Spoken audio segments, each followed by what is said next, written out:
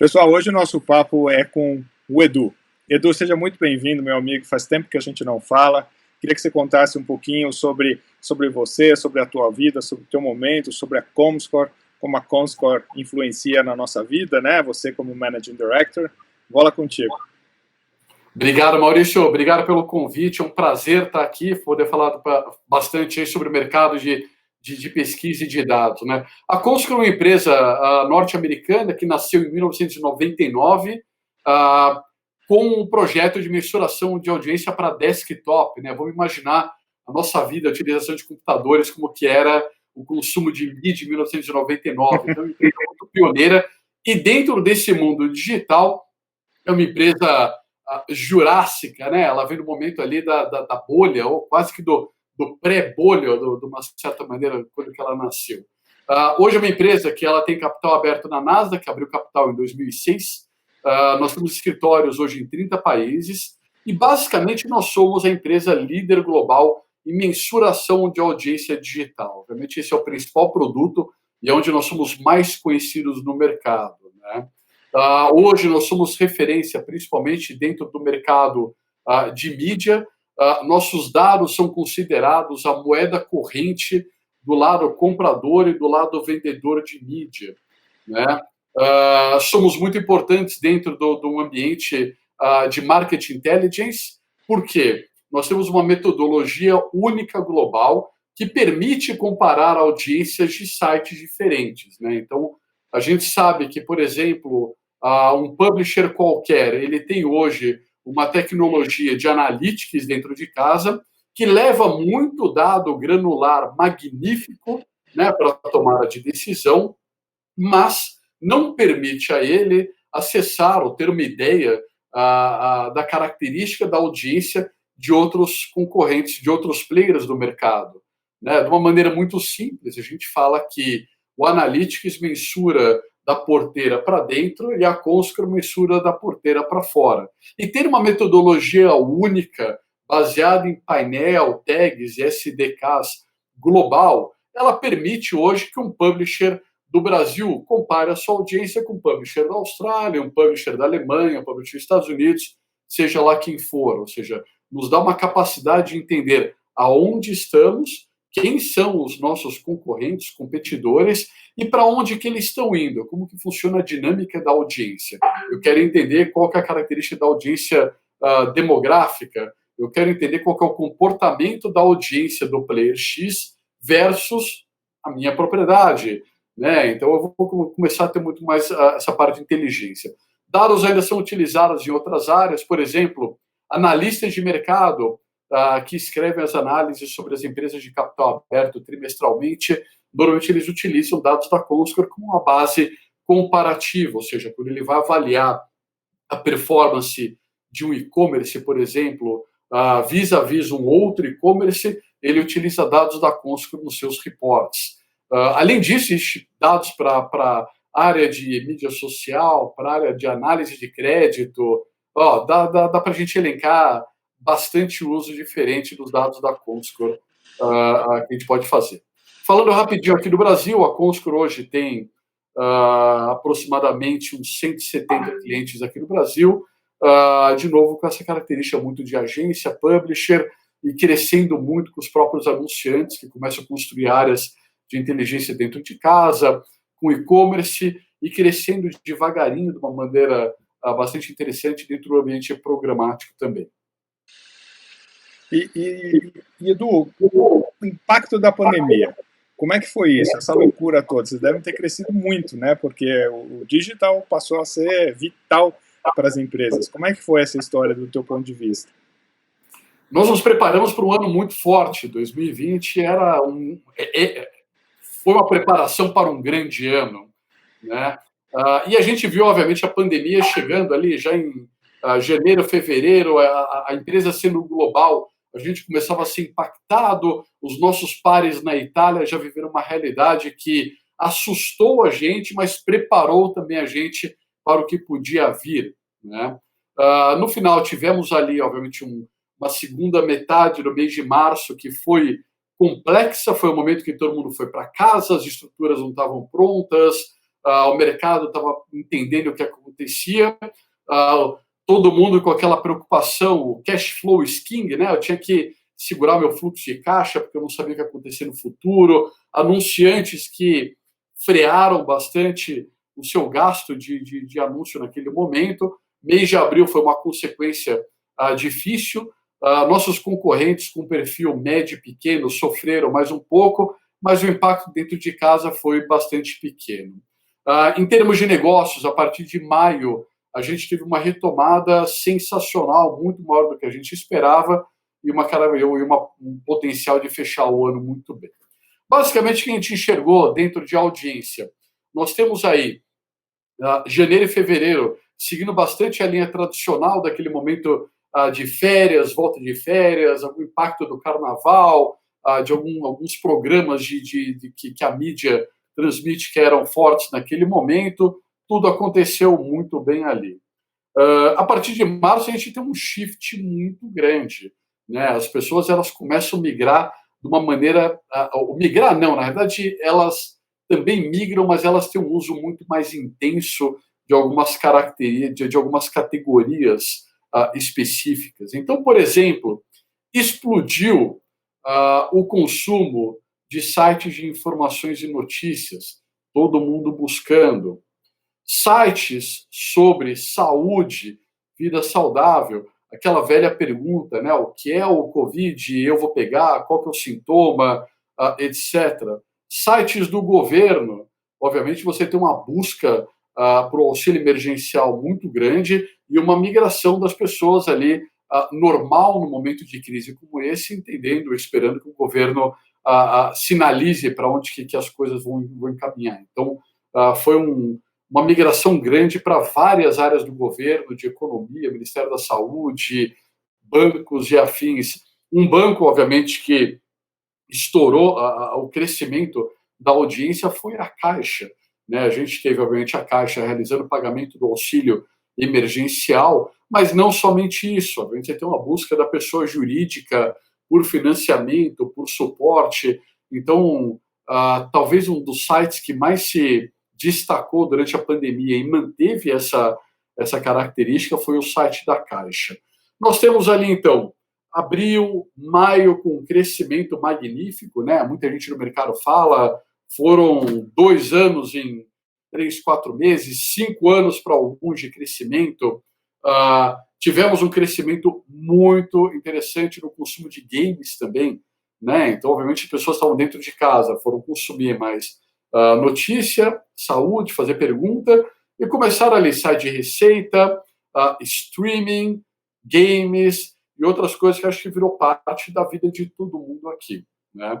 E aí observamos, vamos lá, a partir de junho e julho, a gente já começa a ter uma queda efetiva no consumo de sites de notícias, ou seja, pelo que a gente observou, você para um pouco de ter novidades. Estamos lá, tem as vacinas, elas estão em processos, são processos que, por mais rápidos que eles estejam nesse momento, eles ainda têm meses ou semanas de demora para as coisas acontecerem, e você começa a ter as pessoas mais bem informadas, você diminui um pouco aquele medo, né, do quão mortal era esse vírus, como a gente encarava em março, em abril principalmente, mas você tem uma sustentação de categorias, consumo de vídeo, games, a Caixa, o Banco Caixa continua bastante alto, então, e ao mesmo tempo você tem uma pequena recuperação, mas constante, de sites de viagens, companhias aéreas,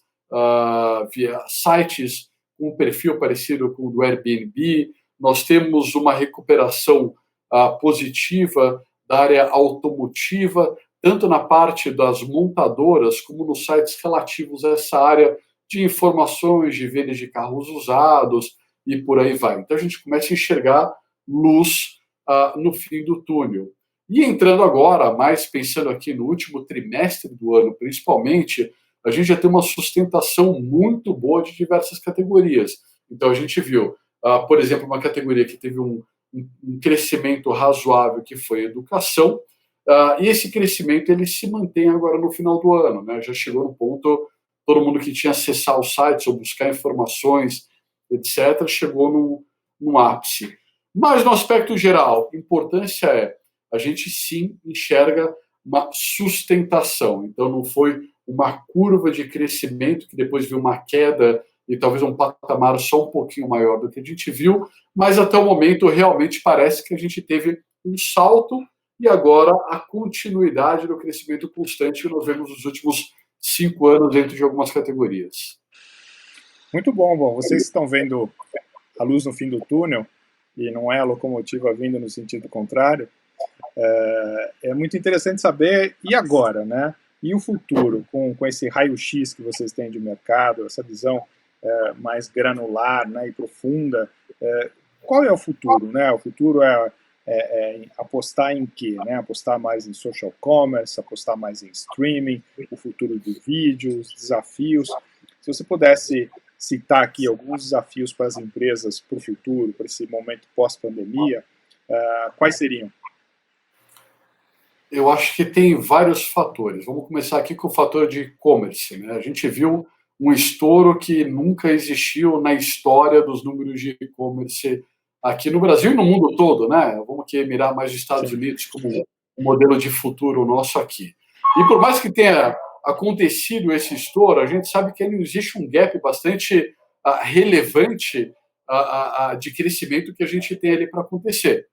Então, o que a gente teve, olhando mais o momento da pandemia, existe uma adoção e um crescimento maior nas classes sociais mais altas do e-commerce, pessoas que já estavam acostumadas. Você tem ali uma classe média que teve um crescimento maior, porque era um pouco mais tímida naquela utilização e foi obrigada a adotar aquilo. E você tem nas classes mais baixas uma adoção ainda mais devagar, né? Ou são pessoas que têm dificuldade para receber encomenda em casa, ou elas estão muito acostumadas ali dentro, talvez, de uma comunidade ou de um outro modelo de vida, a fazer as compras com um crescimento um pouquinho menor, digamos assim, dentro do mercado de e-commerce. Ou seja, a gente continua com um crescimento relevante, foram criadas várias plataformas, financiamento, a gente acelerou na tecnologia também, mas, obviamente, eu imagino que a gente tenha uma revisão dos percentuais de crescimento dos próximos anos um pouco mais para baixo, porque esse salto já levou a gente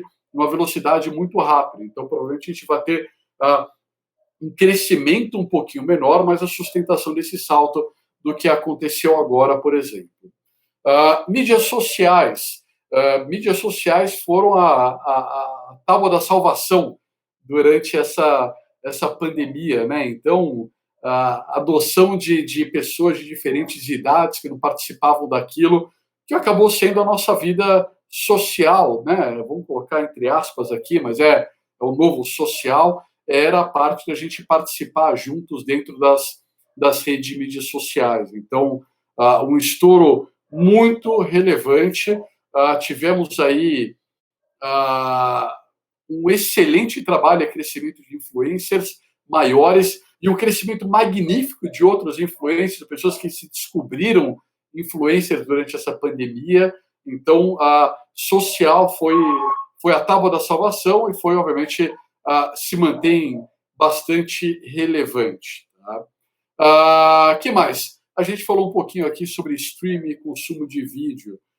O consumo de vídeo, na nossa visão, na visão da Comscore, já era muito direcionamento que a gente tinha, que a gente tem de investimentos em produtos e novas tecnologias, sempre foi ali olhar para o futuro de vídeo, né? Entender que o vídeo hoje ele está cada vez menos preso a algumas plataformas. Eu tenho hoje um número muito maior de players diferentes no mercado.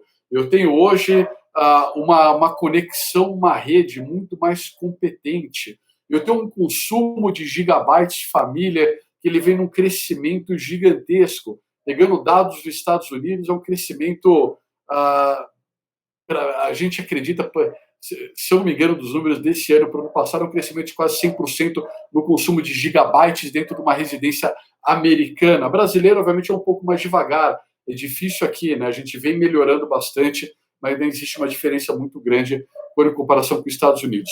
E o vídeo, ele vem desse consumo de streaming, e o consumo de streaming, principalmente em Connected TV. Então, a gente volta a ficar dentro de casa, né? A gente tem, obviamente, o cinema que teve uma pequena abertura, uma possível retração agora numa segunda onda, e as pessoas trazendo a experiência do cinema para dentro de casa, especialmente no consumo de streaming, né? E aí é muito legal, ou seja, não existe ainda os números do tamanho de Connected TV no Brasil. A gente tem uma ideia da base de milhões de TVs já instalada, a gente tem uma ideia de qual que é o ciclo de troca de TVs aqui no Brasil. Ele ainda, obviamente, comparado com os Estados Unidos, ele é muito mais baixo, mas esse ciclo ele vem se acelerando, as pessoas vêm trocando TV cada vez mais rápido. E a gente sabe que hoje, a gente acredita, esse não é um número medido pela Comscore, mas a gente vê que a venda de TV conectada hoje representa 95% da venda de TVs, né? Eu não sei exatamente hoje como que eu faço para comprar uma TV não conectada, para falar a verdade, né? Então, existe essa migração para a TV conectada. E aí vamos lá falar de streaming. A gente tem, falando aqui em nome de empresa, a gente tem o Netflix, né, que foi quem quase criou esse mercado de uma maneira super competente. A gente tem a Amazon Prime, que vem com uma entrega de valor magnífica ali, tanto numa visão de e-commerce como consumo de vídeo. A gente vê a chegada do Disney Plus, a gente vê a chegada de outros streamings pagos, né, o que a gente chama de SVOD, Subscription Video On Demand. A gente está super acostumado com isso, parece que isso é o que a gente chama de streaming, é o que a gente conhece como streaming. Mas veja só, a gente tem agora a chegada de, por exemplo, a Pluto TV, né, que é um AVOD, um Advertising Video On Demand, que é, eu tenho um canal de vídeo on demand, se eu não me engano, a Pluto são 20 ou 30 canais que eles oferecem gratuitamente, baseado no fato que você vai ter que assistir comercial, né? Ok, se não me engano, a cada 12 minutos vem um comercial, né? Não é tão ruim. Mas veja só, é praticamente a gente fazer um paralelo com a TV linear ou a TV a cabo, como a gente consome hoje, mas com uma liberdade muito maior de escolha de programas, de canais, tudo mais, e sem colocar a mão no bolso, né? Ou seja, isso traz, em primeiro lugar, a adoção automática de quem já está acostumado com o streaming, né? E abre as portas, né, para pessoas que hoje não podem pagar uma mensalidade de streaming, que cá entre nós, numa linha geral, numa média, não é algo muito barato para o Brasil. Então, eu acredito, especialmente aqui, eu, Eduardo, acredito muito na força da Connect TV como um fator de mudança muito grande no hábito da família e no mercado de advertising também.